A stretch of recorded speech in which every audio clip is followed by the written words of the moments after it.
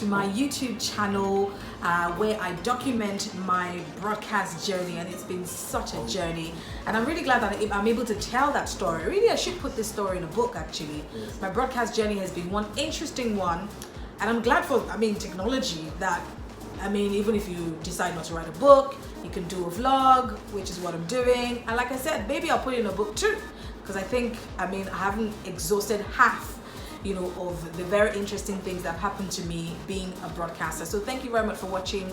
Thank you for sharing as well. Thank you for subscribing and liking, and all of your comments. I appreciate them. Even if it's just one comment, I always love answering your questions. I always love to help. So if you're an aspiring broadcaster, you're looking to get into the media, radio, TV, whatever, ask me any questions in the comment section, and I would love to answer. I'm really here to help. All right, so the last edition we talked about the downsides of broadcasting, and there's a downside to everything. No matter how much you love your job, there's something you don't like about it, and really that's what we talked about, what I don't like about broadcasting, and there are certain things I just do not like. So if you haven't watched that video, please go back and watch, because this week I'm going to be talking about the good side of broadcasting. All right, yes, the good side of broadcasting, the ups and downs in life, no matter where you are, no matter who you are. We all experience those mountains and those valleys. There are days when you feel on top of the world, and there's some days when you just feel like you're at the bottom of a rock, So this week we're going to talk about the times I felt on top of the world being a broadcaster, just loving what I do, and just appreciating, just thanking God every day for the opportunity and the privilege to do what I love. Because there's so many people out there who don't have that privilege to do what they love. They just do what they have to.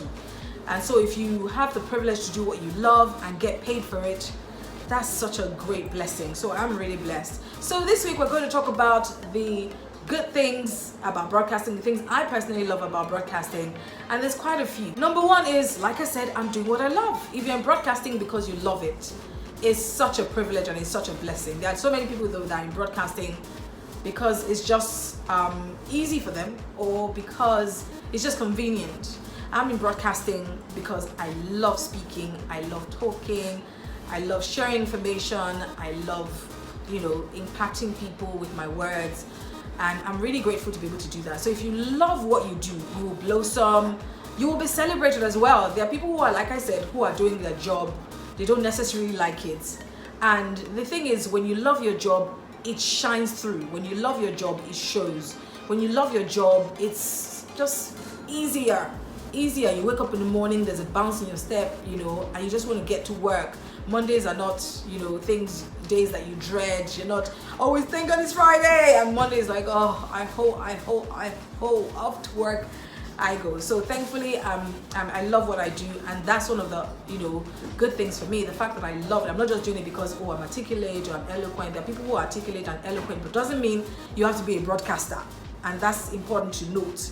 People think, oh yeah, but you're articulate, you're eloquent, you should be a broadcaster. Nope. You should have a passion for it, you should love it, and I'm glad that I love what I do, and I get paid for it as well. Second thing I love about broadcasting is the opportunities it actually brings your way.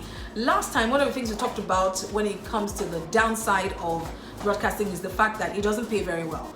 But the good side, the upside, is that it does bring you opportunities that do pay. So broadcasting is really what you make of it. So if you're in broadcasting, there are doors that are opening for you. Are you walking through those doors? Are you recognizing those doors? Are you taking advantage of those doors? You have opportunities to be an MC as a side hustle on Saturday. You are booked and busy and getting paid. And sometimes as an MC, you get paid in one Saturday what you probably would get paid in a month at your job.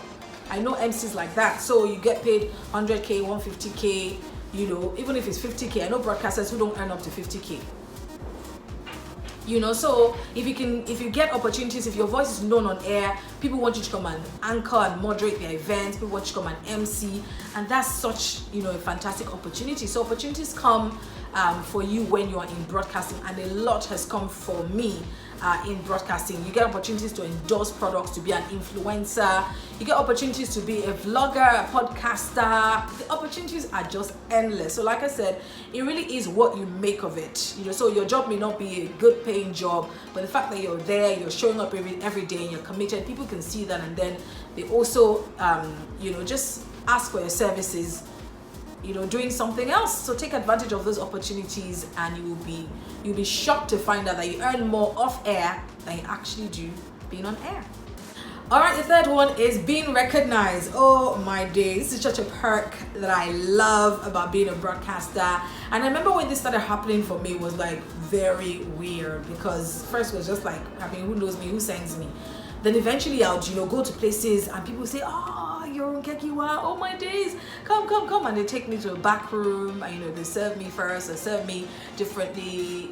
It really does feel good. I don't know anybody who doesn't like, being recognized or being given perks or being given an advantage. I don't know anybody who does, so, and I do. I like going to restaurants and being given extra meats because I'm from Nkekiwa or Nafua. I like going to places and being served differently. Yeah, we should all be treated differently, but hey, that can't be the case. Sometimes when I see people that I admire as well, of course I treat them differently. I'm all giddy, I'm excited, to go the extra mile for them. So it feels good to be on that side too, where people go the extra mile for me, where if I have a complaint, it's dealt with really speedily, because number one, also people don't want you to go on radio and talk about them. I remember this time when I went to this particular fast food joint, and I noticed after eating at that fast food joint for a long time, I would get palpitations. Like literally, I'll get heart palpitations. So obviously, to sensitize everybody, I didn't mention the name of the brand. I just went on air and I told people you have to be careful where you eat,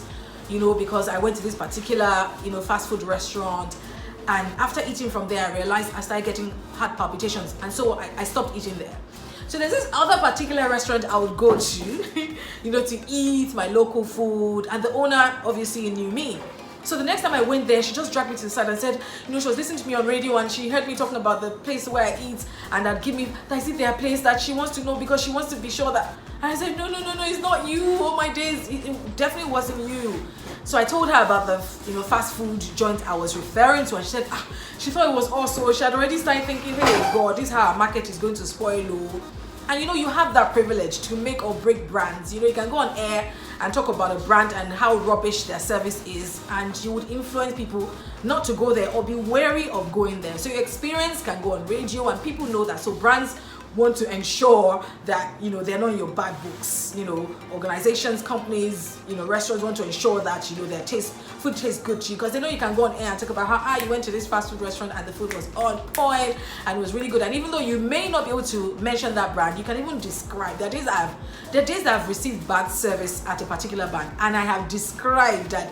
The only thing I didn't mention is the name, but everybody is just like saying, okay, this lady, she's wearing a white t-shirt, faded jeans, she's got faux locks, she's got red lips. Like, I'm literally describing myself right now, but I don't have to say I'm talking about Nkekiwa or Nafua. So you can go on radio, and even without mentioning a brand, you can describe them to a point where people know who you're talking about. So obviously that means you're an influencer. So brands recognize that, and so when I go to banks, for example, they ensure that, okay, we give good service because she's around, because she might go on radio tomorrow and say something. So that's also a perk of broadcasting that I absolutely enjoy and absolutely love. Being recognized is sweet, and I hope that it gets to a point where I will start to get recognized globally. I can't wait get recognized globally. This is just my locality, but soon we start to get recognized nationally, globally. Imagine what A-list actors go through when they go to certain places. The recognition, Lord, it must be sweet. All right, also another good thing about broadcasting is the fact that you can transition to other careers. People feel like, once a broadcaster, always a broadcaster all your life, and that's not true. I know broadcasters that have transitioned to be spokespersons for the government, the president, and other things. I know broadcasters that have transitioned to be corporate comms executives that are earning in millions, earning in dollars, and so just the ability to speak and to communicate is a huge factor in broadcasting, which can also be a big thing when it comes to being a spokesperson, when it comes to working in corporate world. So I remember when I was younger, I always just used to think, I don't want to work in in a corporate organization. I want to work in an organization that's flexible, where I can turn up to work in my jeans and whatever, and I've done that for so many years as a broadcaster. But at some point you start to wonder, okay, hey, as you grow also in your career, you want to also do other things. Yes, now I want to work in corporate, organizations, work in, organization where I'm, corporate communications executive, earning those big bucks. After a while, you just get tired of just talking on radio, and you really want to, play with the big guys. And yes, being in broadcasting sort of opens that door for you, because imagine you're a brand already, your name is a household brand. Of course, corporate communication, organizations want you to come and represent them, organizations want you, so obviously you just want to learn the rudiments of the job, because broadcasting is different from corporate communications somewhat, or public relations. You have to learn the rudiments, but it's easier to transition if you are a broadcaster. So if you've been a broadcaster for a long time, you're getting tired of earning peanuts, or getting tired of just talking on radio, because after a while, yes, you do get tired. I remember when I was a young broadcaster, give me any shit, I want to talk there. If my colleagues don't show up, I want to be there. I can talk, but now, as a young broadcaster, you love hearing your voice. Lord, you love just being on radio. You're always there. As you grow and as you mature, you just realize that, hey, it's good. You let the younger ones also get that feeling of wanting to be on radio all the time. But as you grow, you just realize, yeah, I'm good. I'm good. So then you want to transition to do other things and also make more money. It's easier. Maybe that'll be topic for another day on how to do that, but it's exciting, because yes, there are lots of doors that open to you. Also, and finally, I think is the fact that you have a lot of time for yourself. Broadcasting, yes, people think, I talked about it last week, where yes, you have like this 4-hour shift, but there's so much that goes on behind the scenes. Your show prep, you're thinking about your show even when you're not on your show. So it's like a 24-hour job, but the fact that you have a 4-hour shift means that you can do other things. So like I said, opportunities like MCing will doors like that will open. You should use the time that you're not on air to do that. Start your vlog, start podcasting, doing things for yourself. So the fact that you have some time for yourself is a great perk of broadcasting, as opposed to doing it 9 to 5, where you're literally at work at 8 o'clock and sometimes you don't leave till 7 p.m.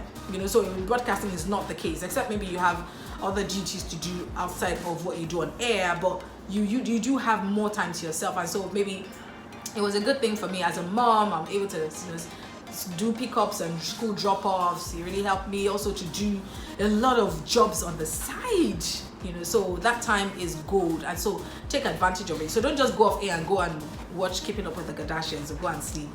Make good use of that time that you have. So if you're on air from 6 to 11, for example, what are you doing from 12 to 7 p.m?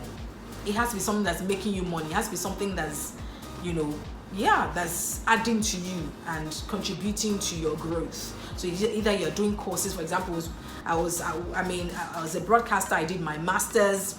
As a broadcaster, I did an internship at a, communications firm. As a broadcaster, I've done so many things, and that's because you have that time somewhat. So a 9 to 5 person may have to only do things only during the weekend, but you have time. So that's another great side of broadcasting that I love, that once I'm done with my shift officially, I am done. So if I'm still at work, I'm just doing other things, but I can say, oh, hey, all right, bye guys, and I can go on to do other things. So these are the good sides to broadcasting that I personally love. So if you're a broadcaster, there are other things that you enjoy about being a broadcaster. Please share in the comment section. I'd love to know what you love about being a broadcaster. I'd love to know what for you is such an advantage, what is a privilege, what you count as a blessing, for being a broadcaster. So thank you for watching. Until next time, when I'm back your way with another interesting part of my journey. Do subscribe, like, comment, and share to your community. I would totally appreciate that. My name is Ronke Giwa Wanafuwa.